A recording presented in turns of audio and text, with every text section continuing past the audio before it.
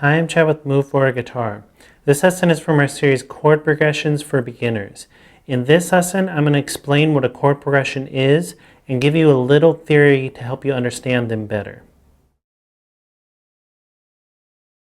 If you have a basic understanding of what chord progressions are and how chords are numbered and all that, you can go ahead and skip on to the next lesson where I'm going to teach 5 popular chord progressions. But if you need this as a primer, go ahead and watch this. It'll really help you understand what's going on when you're looking at a chord progression or playing a chord progression. So in the most basic terms, a chord progression is just a sequence of chords played in some sort of order. So if I play a G to a C to a D and then back,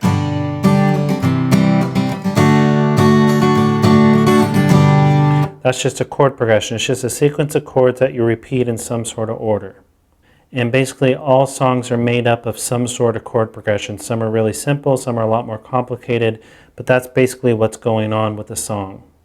And chord progressions don't have to stay in one key, but everything I'm going to show you for these lessons will be in one major key. A lot of times a chord progression will borrow a chord from another key, but what I'm going to show you will be a little more simple than that. And it'll just stay in one major key, but don't think that's something that you just want to skip over, because the majority of songs, popular songs, stay in one key most of the time. There are a lot of songs that borrow chords from other keys, but I would say probably the majority stay in one key. And a lot of songs share the same chord progression. You'll find a lot of songs that share the exact same chord progression. What makes songs sound different are the rhythms you use when you're playing the chord progression, the strumming pattern, the rhythm, how long you hold each chord, and then on top of that, the melody that's being sung, if it's a song that has singing in it, and the other instrumentation that goes along with it, the tempo of the song. There's a lot of stuff that'll really make the song sound different, even if they have the exact same chord progression in it. Also, the key makes a difference too. So you can have something that's in the key of G that uses a 1-4-5, but you could have something in the key of B flat that uses a 1-4-5, and those will sound different just because the keys are different. So the pitches are different. You have one that's lower and one that's higher, which changes the sound as well. So chord progressions don't have anything to do with the actual key. When you're talking about a 1-4-5, that 1-4-5 can go in any key. And you just have to know what the chords of that key are, and then you'll be able to plug the chords in, which I'm going to show you that a little better. Don't worry if you don't understand that quite yet. And if you want a good example of how a lot of songs share the same chord progression, watch the 4-chord song video by Axis of Awesome, where they show you a really popular progression that's used in just tons of popular songs. And it'll show you that chord progressions are used over and over again, and it's the other things in the song that make the song sound different. Also, a lot of songs will change chord progressions throughout the song. So you might have one chord progression, like a 1-4-5 during the verse, but then it might change to a different chord progression in the same key during the chorus. So you might have a 1-4-5 during the verse, but then you might have a 6-5-1 in the chorus, so then it changes the sound. And again, if you don't understand that, I'm going to get into it, don't worry about it. But just know that these chord progressions that I'll be showing you, you can combine them together to create different parts for songs. And you should understand that learning chord progressions is really important if you want to write your own songs. But even if you don't write your own songs, it'll make a difference, because when you learn songs, you'll run into the same chord progression over and over, and you'll be able to pick out the sound and how each chord progression sounds just by listening to it over time. You'll be able to hear, oh, that's a 1-4-5 change, or that's a 1-6-2-5, just by hearing it and getting used to what that movement of a chord progression sounds like.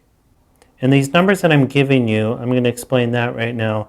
Like when I say a 1-4-5, well, if I was in the key of G, the chords in the key of G, the basic chords are G, A minor, B minor, C, D, E minor, and then there's an F sharp diminished, but we're not going to worry about that for now because most popular songs don't use the diminished chord. You'll find that in more advanced blues or jazz or other types of genres usually. So those chords that I just showed you are numbered 1, 2, 3, 4, 5, 6, and then the diminished chord would be 7, and then you'd be back to the 1 chord.